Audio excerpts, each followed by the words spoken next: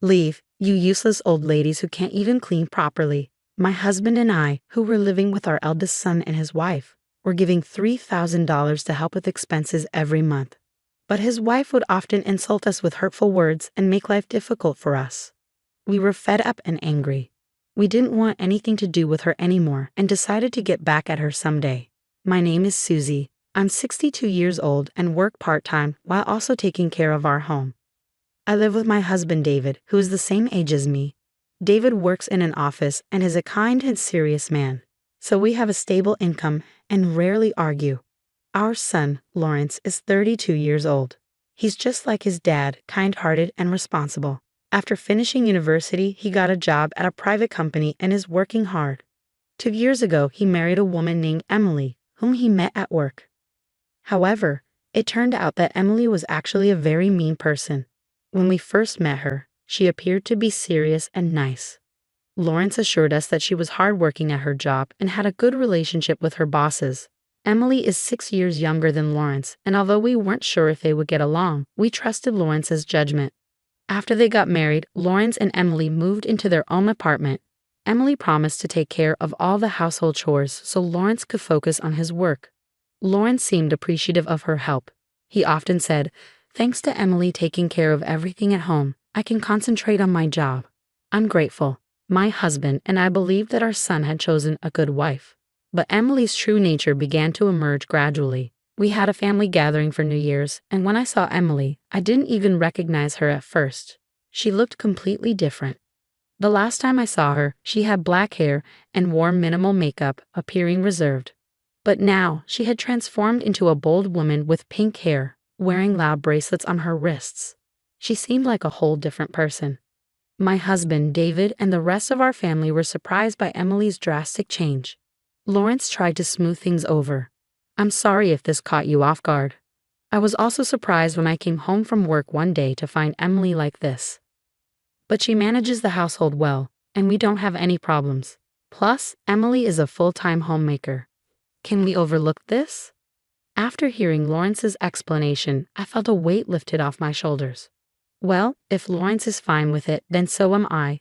I was just taken aback by how different Emily looks now. It's not fair to judge someone solely based on appearances, and it's not my place to complain. My family seemed to agree with my sentiment. Later, we all had a good time drinking together until Emily caused a scene.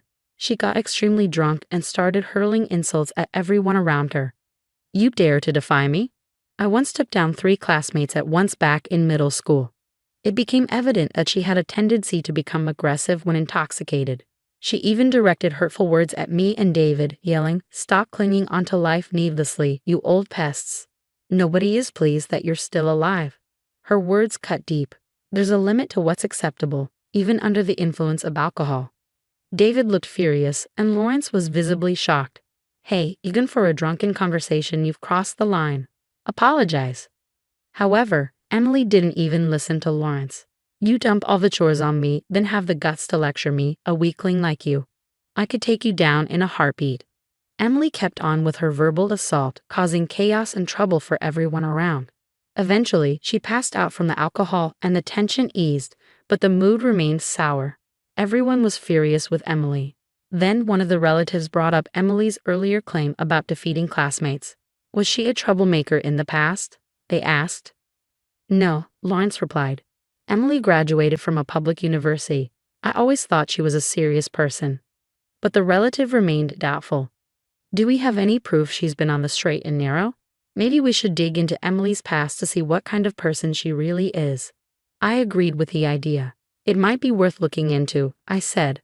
Lawrence promised to investigate further. Since Emily had no living parents and few ties to her relatives, he decided to hire a private investigator.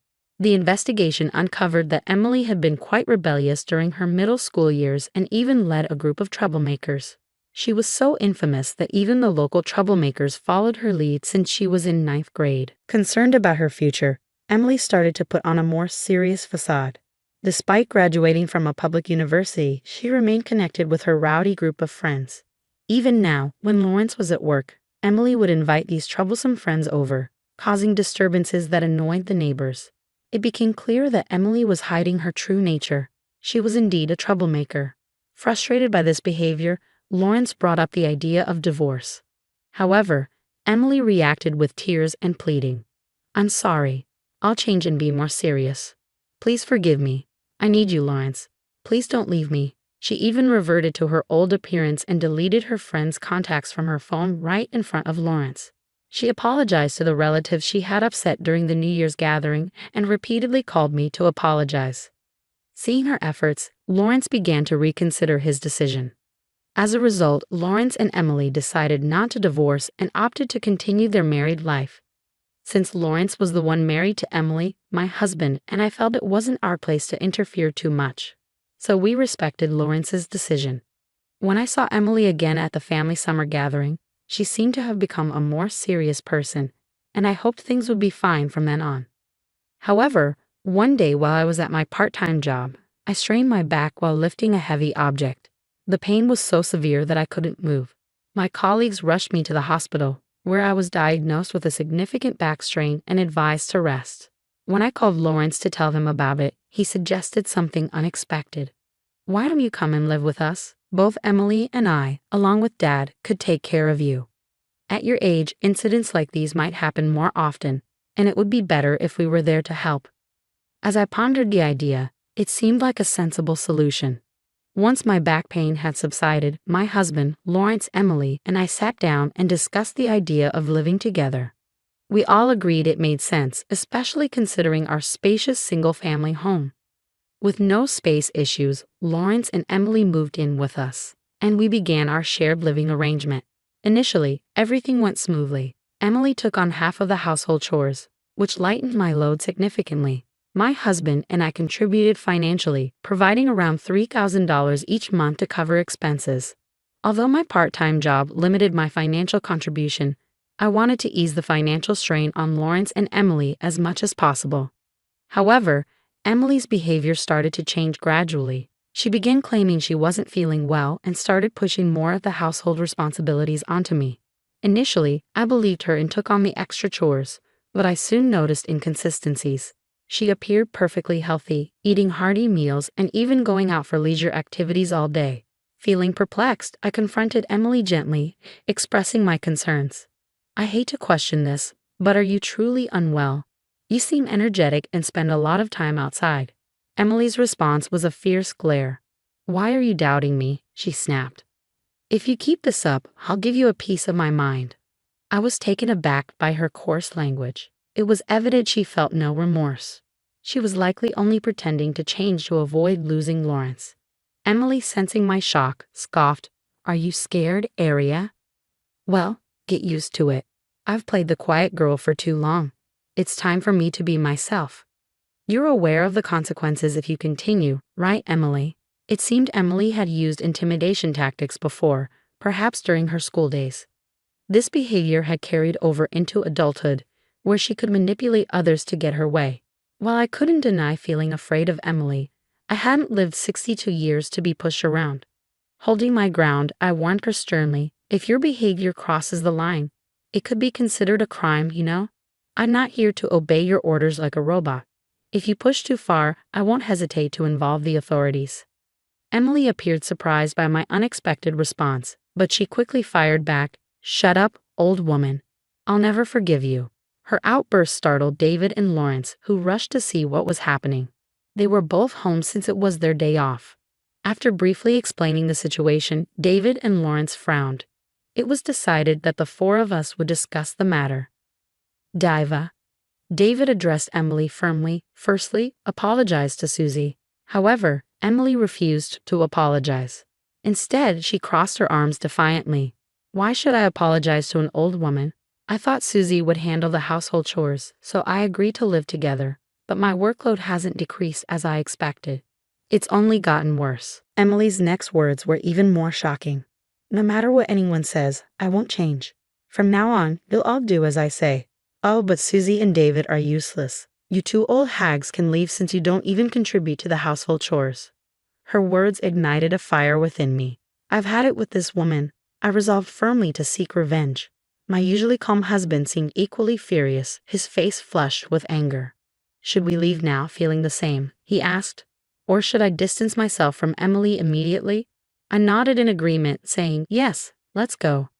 My husband and I swiftly packed our belongings and left without delay. Although we said we were moving out, we couldn't take large items like dressers, so we planned to return for them later. Lawrence mentioned he still needed to talk to Emily, so he chose to stay behind. My husband and I headed to a budget hotel for the time being. We didn't own another house, and we didn't want to burden our friends, so we opted to stay there until we found a new place. The next morning, Emily began bombarding my cell phone with calls starting at 8 a.m. Initially, I considered ignoring them, but her persistence was relentless, with 20 calls in just 1 hour. Though I regretted not blocking her number sooner, I felt a twinge of curiosity about her intentions, prompting me to answer once. "Hello, is this Susie?" Emily's voice sounded unnaturally sweet on the other end. Instantly, I sensed mischief brewing, and frankly, it gave me the creeps. From her serious demeanor to her sudden shift to a cutesy persona, I couldn't help but wonder how many faces Emily could wear. Regardless, one thing was clear. I couldn't trust her, no matter which version showed up. Realizing the futility of continuing the conversation, I simply replied, "No, thank you," and promptly ended the call. I blocked her number and barred her from all messaging apps to prevent further contact. My husband, observing my actions, followed suit. As a united front, we decided to cut off all communication from Emily indefinitely. Later in the afternoon, Lawrence called me. "Mom, I've divorced Emily. I left the house early this morning and just submitted the divorce papers." He explained that when he had informed Emily of his decision the previous night, her response had been dismissive. "Try if you can." With no hesitation, Lawrence proceeded with the divorce. Upon hearing this news, I couldn't help but feel relieved.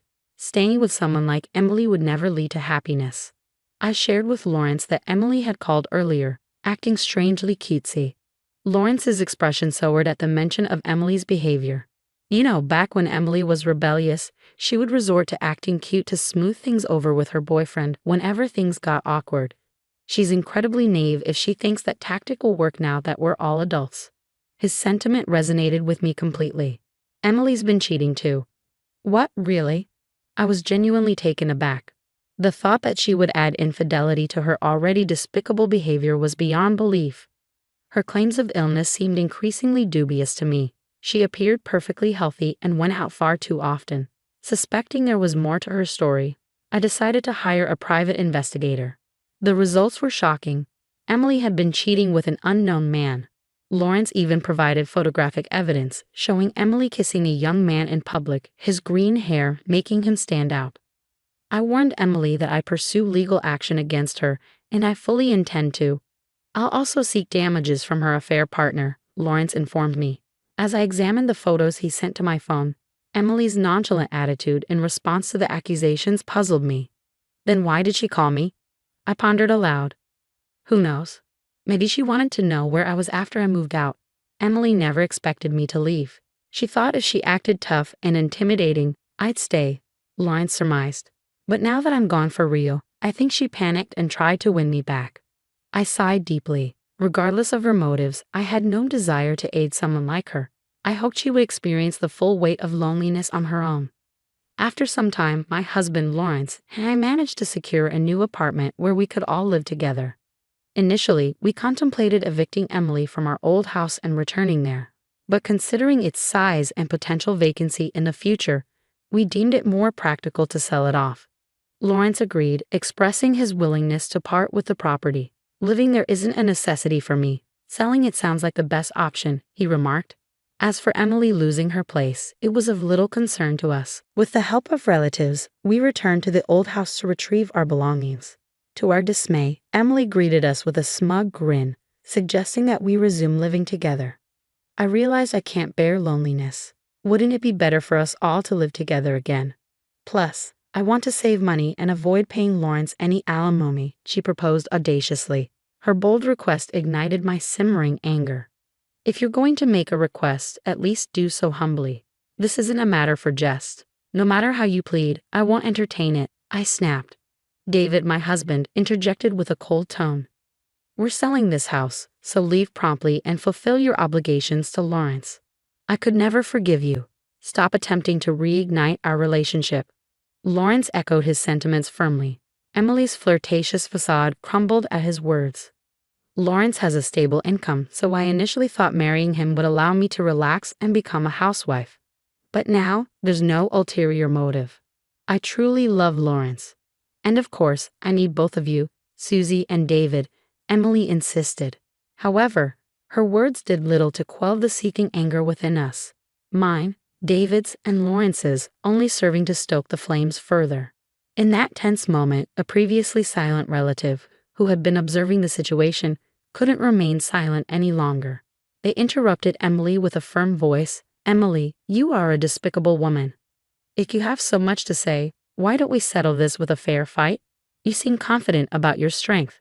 With a hint of intimidation, the relative revealed their physical prowess, reminding Emily that they had competed in a national karate competition. This relative in their 30s was well known for their strength, and we had called them in case Emily decided to cause trouble.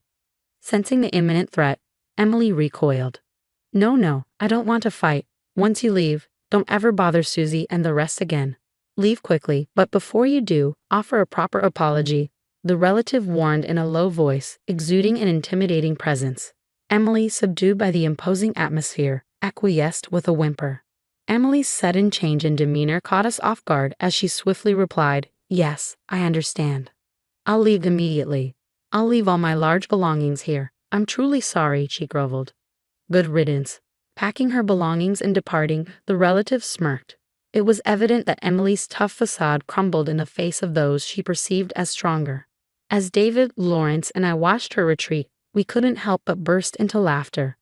With the nuisance finally gone, our moving preparations proceeded seamlessly, and we successfully relocated to our new home without any trouble. Following her departure, Emily rented an apartment and began living alone. True to Lawrence's warning, he filed for alimony, which Emily and her lover promptly paid, likely due to the involvement of a lawyer. It appeared that Emily couldn't stand up to someone with greater power, as my relative had predicted. Since then, I've kept my distance from Emily, but I've heard about her activities through various sources. News reports and conversations with acquaintances have painted a picture of Emily's life following her departure. Initially, Emily depleted most of her savings to fulfill her alimony obligations. With plans to marry her former affair partner and rely on his income, she was left in the lurch when he severed all ties. Desperate for stability, she attempted a job at a private company only to quit abruptly after clashing with her boss. In a shameless bid for financial support, she approached me, my husband, and Lawrence at our workplaces, but we steadfastly ignored her pleas, causing her to eventually give up. Facing mounting debt and rejection from her former associates, Emily's desperation led her to assault one of her gang members in a fit of rage, resulting in her arrest and subsequent imprisonment. My husband, Lawrence, and I couldn't help but feel that she had reaped what she sowed. Emily had a history of troublemaking, never showing any remorse for her actions. It seemed only fitting that she face the consequences of her behavior behind bars, where she could hopefully reflect on her choices. In stark contrast, my husband, Lawrence, and I were enjoying peaceful, contented lives. The three of us lived harmoniously together, and we even had plans for a trip on our next extended weekend. Our apartment offered the convenience of easy cleaning and proximity to the station, making it a wise choice for our new home. We were determined to continue cherishing our tranquil existence as a family of three,